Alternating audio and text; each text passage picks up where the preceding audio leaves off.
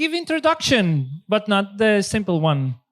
Who are you? What are you building?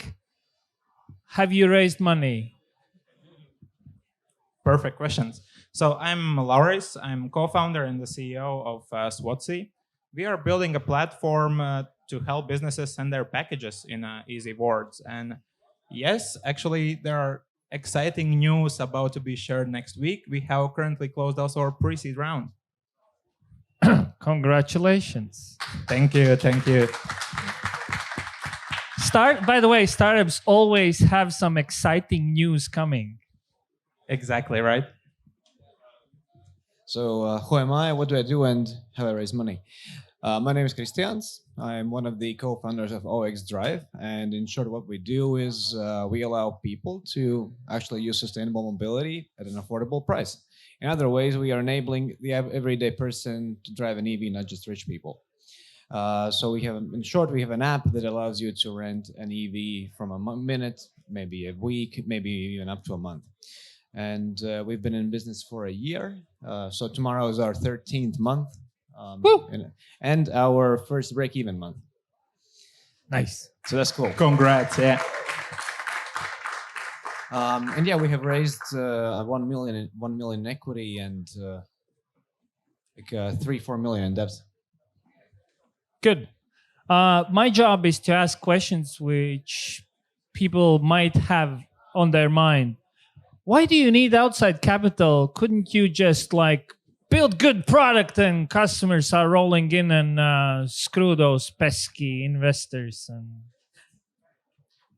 that's the idea actually we shared at the beginning of our journey as well, right? We can bootstrap, we can build it, everything will work out. But at one point, you actually understand, in order to move fast, you need capital. You want to grow team, you want to extend your product.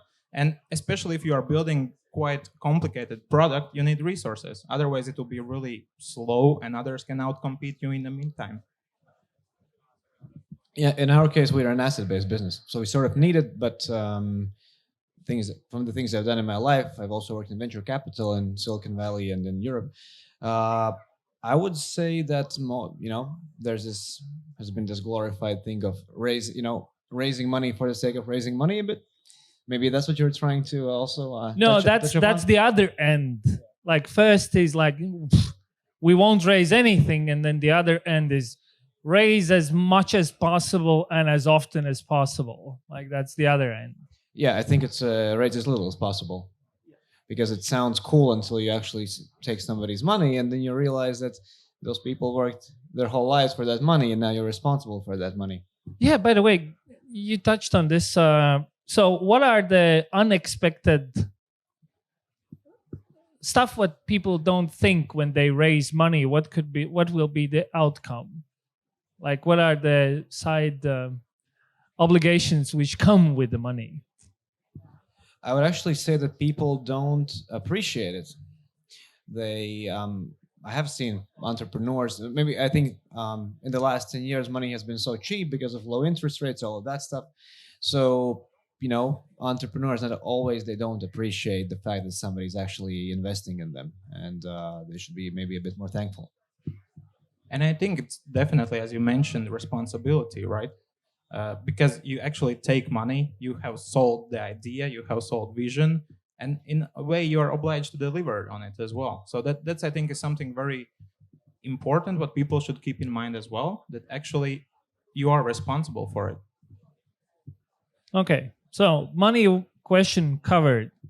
Now let's talk about the product and actually getting out there. So a lot of people, how many people have an idea and you want to build something?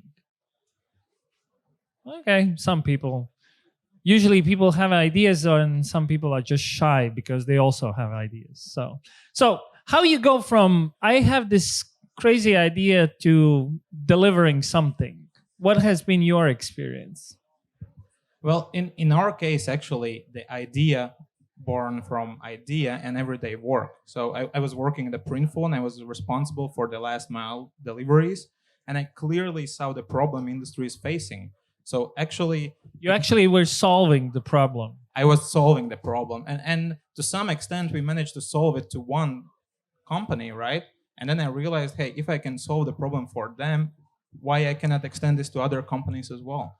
So from our perspective, it was, if you really clearly see the problem and you kind of know how to solve it, you have a good use case. And because what I think a lot of startups are doing, they are inventing problem and then they are trying to solve the problem without actually talking with the customers and industry insiders. And I think it's really important to understand the industry before you actually start to talk with the companies, to learn what is really the challenge and are you really about to solve the problem for them.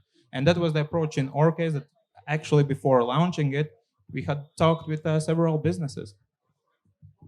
Yeah, I would say something to add from our experience. Yeah, you have different kind of context. That's B2B, and you are more of B2C. Yeah, Yeah. basically. Well, we do have actually a big B2B component that we don't advertise that much, but yeah, primarily. One thing I don't feel that actually that I'm there yet to comment, but from my subjective experience, idea secondary, competition will always be there. It's all about execution. It's, you can have a cool idea, but it's, if you contemplate and create pitch decks and think about how you're going to be successful, nothing's going to happen. You probably, like, very rarely there is such a unique idea that doesn't have any competition at all. So it's really all about, you need to do one thing better than the competitor. That's my point of view on that. Okay, you are in B2C with car sharing, right? So what do you consider the competition? Yeah, so when we first started, people said, "Cool, you want to do car sharing? There's other companies. Oh, you want to do it with Teslas to begin with. Now we plan to do other EVs." So they said, "Yeah, cool idea. Let's put it on the fridge." But actually, people thought it's crazy. A year later, it's not that crazy. It works, and so on. And we're like growing our business. Everybody always says, "Hey, what if Bolt Drive does something? What if CityB does something?" I mean, at the end of the day, the way we look at it is there's 1,500 car sharing cars in Riga, 1,500. Do you know how many cars are in Riga? 600,000. Yeah. So in that sense, it's the potential market is so huge. Actually, we want competition to grow. There are things we do better operationally that we just know that we do. We have EVs. They don't for now. Maybe they will have, but we still are ahead with operations. It's all the little things, and that's about it. Maybe it's marketing and so on.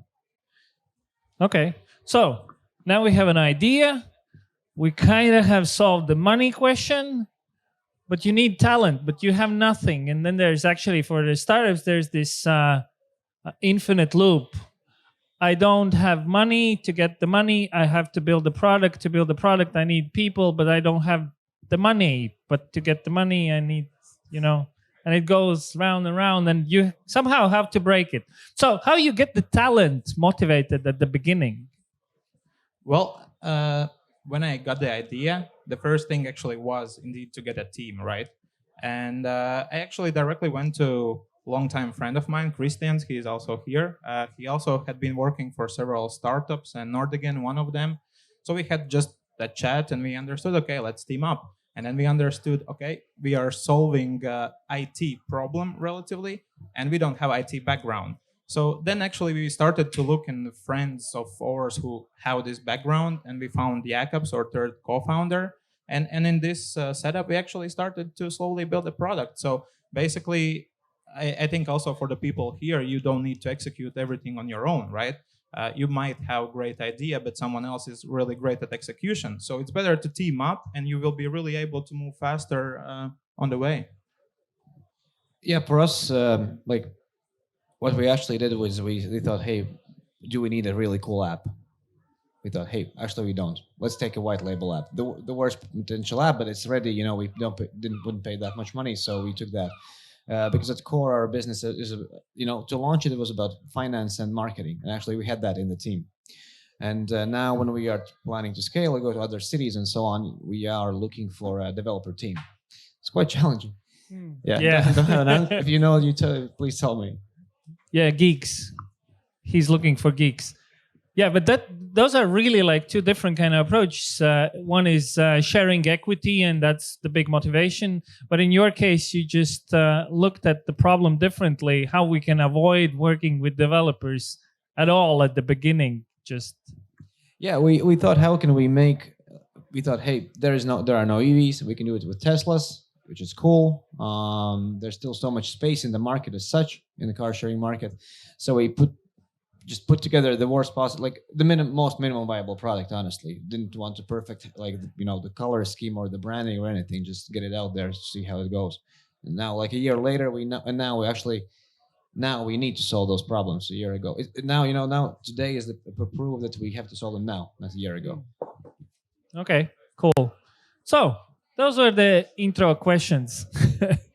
Now share some, as we call, some failures and lessons learned. Some stuff what you didn't expect when you set out on the journey.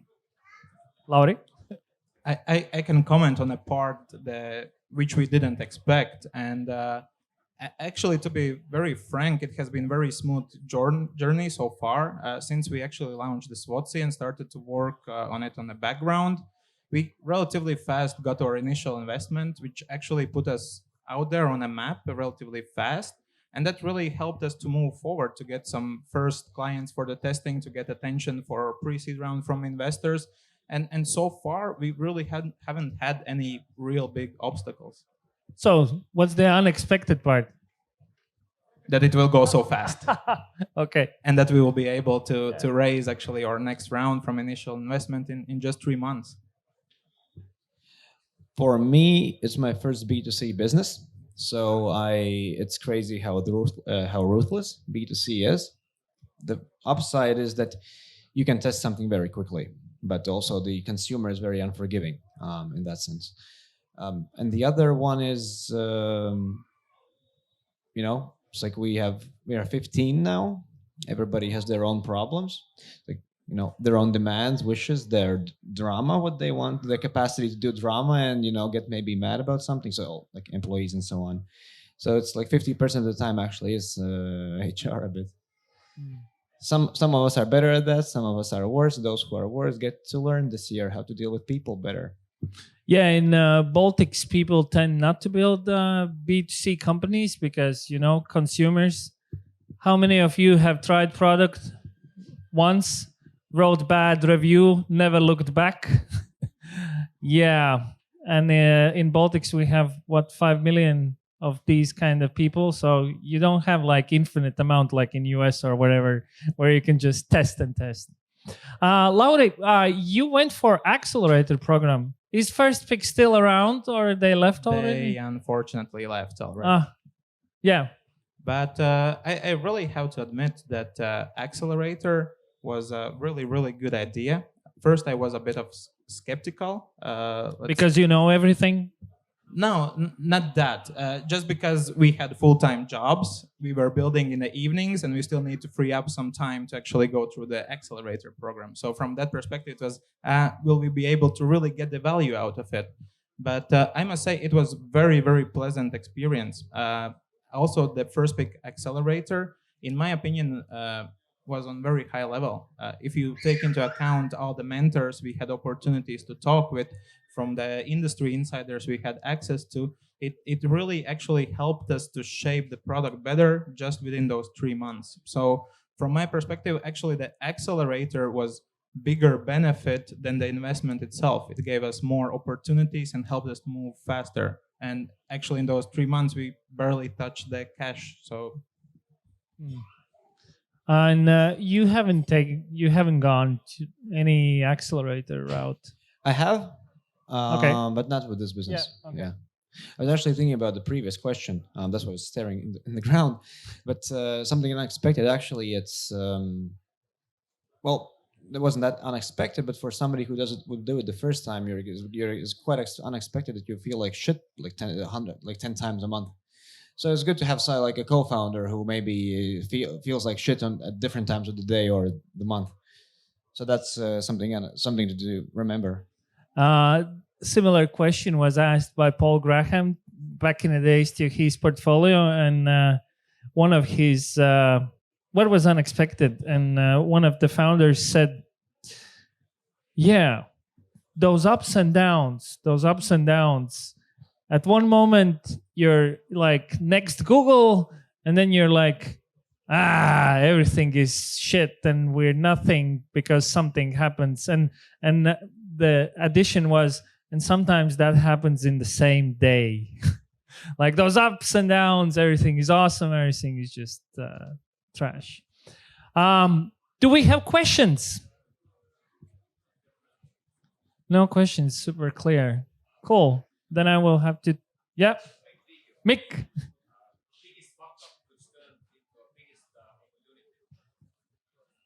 Biggest fuck up which turned into biggest opportunity. I have one. Has anybody seen a video in the news when a Tesla is crashed into a wall? Oh, that one. Yes, I have seen. There was a video where basically the Tesla, what was the speed? 170. 170 just went across tram tracks and into the fence and then into the yard. Traffic light. Yeah. Tractor. New Year's Eve, right? Yeah. Yeah. Good times.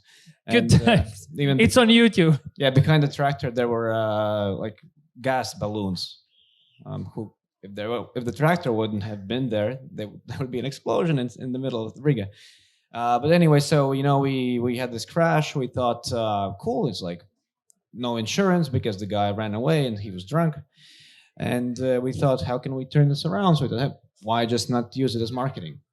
And then we had so many signups, so many signups and so many new registrations and users that it actually, if you look at the money we lost in the crash and use that as a marketing expense, actually it was in line with our marketing expenses. It was cheap. Yeah. And the other thing is this guy actually might go to prison. So we will set a precedent in this country that if you do stuff like you actually might go to prison because the law so far is like so social good and good for our business. No such thing as bad PR. Yeah. For us, I would actually say it was when the tech chill took place. So on the second day, we had scheduled meetings in the morning, right, with the investors. Hopefully, tech chill wasn't the big fuck up. No, that was the best part. But actually, after the first day, we decided with the first pick and other people to go out and party, and we understood, okay, it's 5 a.m, we are quite drunk, and that meeting in 10 in the morning with investors shouldn't be a good idea, right? And then we actually see them partying as well. And then 5 a.m. we exchange, should we postpone? We should postpone. So then actually this wrong decision led to... That was first pick? Bonding. No. That was another VC. But yeah, that's how you bond, right? Cool. So let's say there are people who want to build something. What would be your advice? Like, what would be your wisdom you have learned by building this far? Most of the things that you think matter probably won't matter at the beginning. To actually get some confirmation that somebody needs what you're building. For me, it's definitely that you should get a team. I had one initial try in building business. I thought I can do it alone. I couldn't. And then we previously talked about these ups and downs. And then you actually have two good, at this moment already, friends next by you. It's way easier to go through it, right? And it definitely helps. So team for me is really number one thing which you should do early on in the process. Maybe just to add on that, team is actually probably the most important thing, because yes, you need a good team that's going to support you, but also it can finish before it actually even starts because of the team. And one thing is before you start something, you have to understand everybody's motivations, how far everybody wants to go. Like maybe one person wants to be a billionaire, the other wants to make like just be a regular normal just leave person. Me alone and pay me money. Yeah, and in the beginning maybe it seems like it's not relevant, but actually it becomes relevant quite quickly. So it's something team makes the whole difference. Kristiāns, have you fucked up with the culture? Like in the company culture? Yeah. Yes. I can feel that. No, it's I'm sounding maybe pessimistic. No, but that's actually a topic what people always say, yeah, team, really important. Yeah, team. And everyone's, yeah, team, really important. But you already expanded a bit, and that's really good analogy. What else talking about the team, how to align people. I know that I screwed up stuff by, yeah, we all are here to work, and probably we all are on the same page, and then you realize that not. Uh, I think the hardest part also as an idea author and who actually started to do it is at some point to let it go how to do things. It is very important that you are stubborn on the mission and what you want to achieve with the business, but many cases how you achieve it is irrelevant, and that's where you need to actually let go. So you really need to align what is it what we try to achieve, and then how we do it. Then it's already easier because then you can let go things easier as well in the process. And as in a startup, things change within a day. So that's, I think, something what helps to align that you just work towards something common. Yeah, I think just at the beginning, like really do this hard conversation when you maybe want to hear an unpleasant truth. There can didn't happen to me, but again, there could be easily a case. One person is like wants to dedicate their whole life. The other one wants to be, the startups. Let's try it out. It sounds cool. Makes a huge difference again. But I think also from what I have seen so far, looking at discussions like these and talking about mistakes, we will now talk about how team is important. Then everybody will listen. Be like, yeah, team's important. And then they'll make that mistake and then actually understand how that is. Happened to me. So I always said like, yeah, it's probably important, but you never learn that thing until it happens to you. Well, the good part is that on a halfway through your culture fuck up, maybe you will just remember, I somewhere heard that it's really like important thing, the culture.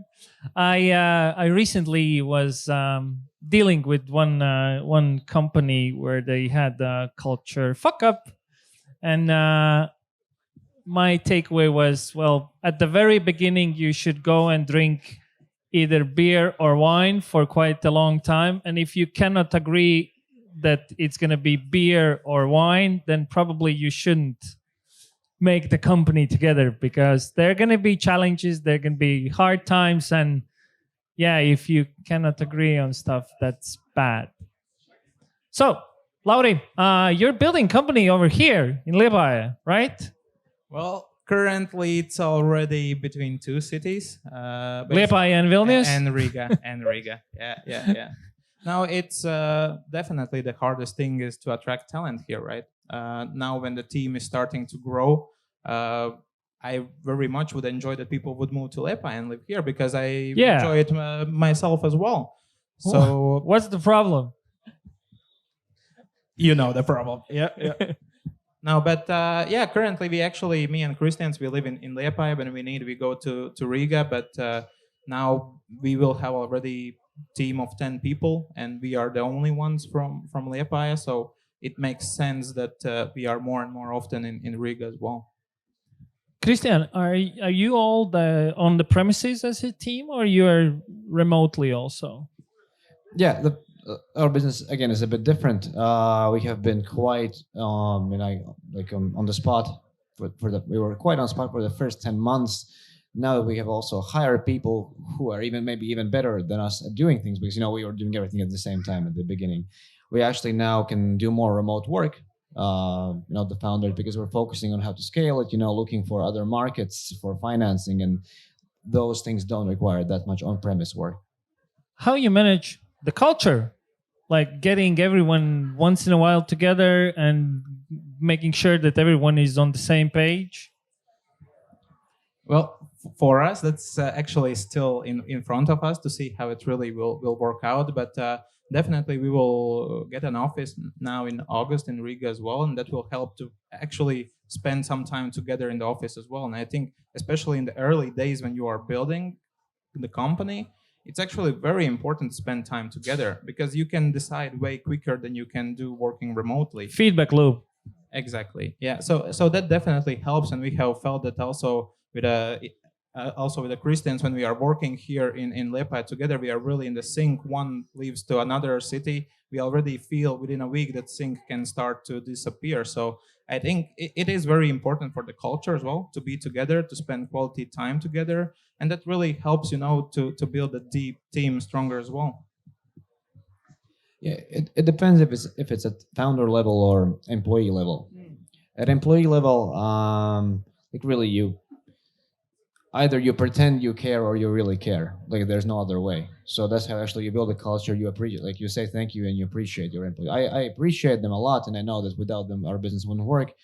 But even if I wouldn't appreciate it, you just have to say those things. That's like the very first step. Like that's the minimum you can do. At a founder level, yeah, it's important to not. It's like we have, one of our biggest mistakes has been postponing founders meetings because there was again something to do. Because everybody had something to do. It's yeah. the worst thing you can do. Everything is clear, and let's just grind. But then the clear part for everyone is different. Yeah. You always, if you need to have a meeting, that meeting is also always put in place of the founders meeting, and then that gets postponed always. And then a month later, you realize you haven't even talked to your founders. Co-found. Yes, being on page with the team and with the founders, that's important. Pick your founders carefully. Last question, as with my VC hat, and always it's like, cool story, bro. But what's the AI thing in your product? Currently, the AI thing actually is not there. We are building very functional thing. Later on, we want to introduce machine learning, which basically will just help us with data analysis and scraping the data and evaluating what actually are the best choices for our customers. So that's still in front. Currently, we really are building the product, which is really functional, which clients can start using today and benefit from that. Well, we have revenues and we're break even. We don't have that much AI. Screw AI. Yeah, it's you don't need to put AI everything where for the sake of putting it, right? It's or depends what you do. We personally we actually use ChatGPT to replace developers. So with small tasks we can do ourselves, we're actually saving 10K a month right now already, 20K a month, because we ourselves use ChatGPT to automate something, for example. But yeah, it's like we're mobility / fintech company in that sense. Cool. Where's Didis? Didis left already? He gave his rant and he's over. No. Shh. Yeah, he had really good LinkedIn policy he gave. I also have my LinkedIn policy.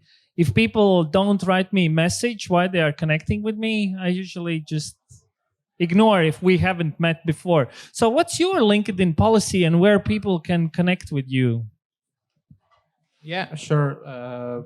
Basically, when I'm reaching out to people, of course, I'm reaching out to people either to whom our product can benefit or who can be an asset in building the product, or VCs in that sense. But if people reach out to you, how they can reach out to you? LinkedIn, they can just press connect with Lauris, and I don't have this rule that I don't accept people. So feel free to follow me on LinkedIn. Yeah, my policy is that I used to do a lot of business development in AI, like with neural networks, like computer vision a lot for years. I know how it feels when somebody doesn't respond to you on LinkedIn. So my policy is I respond to everybody, even with just no. Just respond with something. It takes a lot of time. How do you get rid of those? Like when you say no and they send again, and you say no and then they send again. So I maybe don't respond no twice, but still, I know how I felt. So for now, I still have the capacity to respond even with just a no. Cool. Yeah. I actually will start to explore this topic because there are different kind of approaches to this cold friending online behavior. So that's an interesting topic. Anyway, sun is out, so it gets warmer. So that's good. So thank you. Perfect. Thank you very much.